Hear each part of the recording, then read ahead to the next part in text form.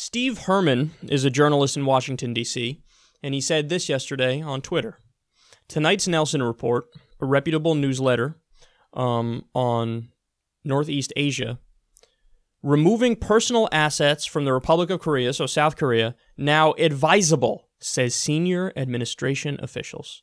Okay, so we just referenced this in the last story, but you need to know the details of what's going on behind the scenes because it shows you how bad the current state of affairs really is. So let's continue. They say, summary, senior administration officials speaking privately or on background warned to take so seriously the possibility of a U.S. preemptive strike or kinetic action against North Korea's growing nuclear missile threat that removing one's personal assets from South Korea is now advisable. And similar warnings have been informally given to some NGOs operating in North Korea, given the risk of foreigners becoming hostages in the event of hostilities on the peninsula. The sources for this are unimpeachable. But let us be clear, so far as we know, this is informal, not official. However, these officials are not saying the president has already decided he will risk ordering military action against North Korea to prevent a successful ICBM. They are saying that reports of U.S. preparations must be taken seriously by Beijing, Pyongyang, Tokyo, and Seoul, and are not just contingency hypotheticals. Of course, we cannot repeat enough times that there's a Psy-war game being played seriously by everyone involved, and has been for years. So, of course, everything has to be taken with a grain of salt, but the feel this time is different. We've never heard this kind of private warning from U.S. government folks before. If anything, it's always been, calm down.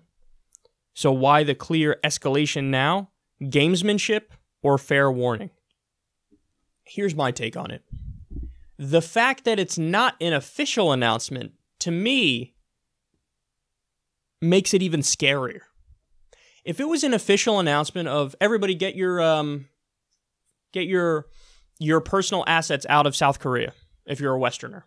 If that was an official announcement, then I think it would be somewhat more likely that it was gamesmanship, that he was trying to scare North Korea more. It's like, yeah, okay, yeah, see, you get your stuff out of South Korea, because maybe we attack. That's what I'm saying, maybe we attack.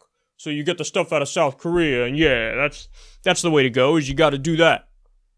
That would be sending a signal to them. Say, oh, we're close. Look out. But when you're doing it privately, when top administration officials are saying privately to people, get your shit out of South Korea. What does that signal? Well, as we know, Trump is a big fan of and he's said this a million times. You don't broadcast to your enemies what you're going to do. You don't announce we're going to do X, Y, and Z. You do it. It's so stupid to announce you're going to do X, Y, and Z. So they didn't do an official announcement, hey, get your stuff out of South Korea. This is top administration officials going, dude, if you have assets in South Korea, don't get them out. So it's private, and it's behind the scenes, and it's whispers. And it's people saying, listen, this isn't like it's ever been before. So in other words, people in the government in top positions, whenever people started getting on edge about North Korea, because of course, North Korea, there's been jawing back and forth between North Korea and the U.S. forever. But the reaction from people in the administration used to be, relax, man, it's all good. This is just standard operating procedure. They say some bullshit. We fly some planes near their border. Everything calms down for a good 3 months. Then a little something starts up again. Then it goes right back down. The tensions go back down. But under Trump, no, the tensions rise and keep rising and keep rising and keep rising. The guy threatens fucking war against them like every other day on Twitter. So now we're at a place where, goddamn, man, people are going, this is different. There's another report that apparently everybody in the administration, except one person, is already on board for a preemptive strike. That report is everybody except Mattis is on board for a preemptive strike. General Mattis.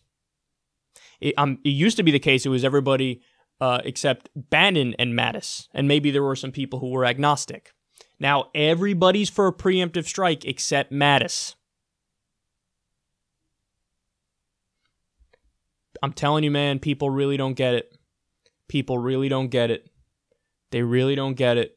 You don't get it. You don't get it. We're on the verge. We're on the brink where we might go to war with North Korea. I said recently there's over a 50% chance we do. Now I think it's over 65%.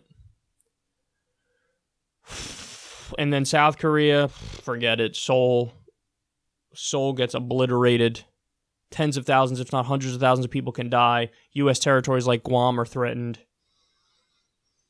All of this is so avoidable. It's so goddamn avoidable. But the deep state neocons have always wanted regime change in North Korea. And they really believe, just like the bullshit with Iraq, they believe their own lies, man. They really think like, no, it'll be okay. We topple, nothing happens. We topple the government in North Korea. Then you have a pro-Western government put into North Korea. And, yeah, whatever. If we got occupied for a while to get everything back on track, like we did in Japan after we nuked civilians there, well, okay, I guess we could do that. And this is all so, it costs so much money, so many lives are threatened and could die. And for what, man? For what? It's going to be a fucking boondoggle. Everybody in North Korea has been told since they were babies. The U.S. wants to attack you, and then the U.S.'s brilliant idea is to do exactly that, proving their worst ideas about America. Like, yeah, they're heartless. They'll just offensively attack you. They want to kill you. So what do you think is going to happen? You're going to knock out their leader. You feel like it's going to be, oh, yeah, everybody thinks they're liberated. No. We're dealing with deeply brainwashed societies here. And then apart from the moral concerns of, if you're doing an offensive war, you're the asshole. It's not to say Kim Jong-un is good. Of course he's not. But we're in no place to just offensively attack somebody and put tens of thousands, if not hundreds of thousands, if not millions of lives on the line. And we're right on the verge of doing it, right on the brink of doing it. This could go down as just as bad, if not worse, than Iraq. Ugh.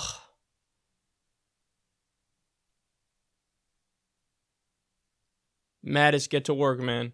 You better do everything you can to stop this from happening.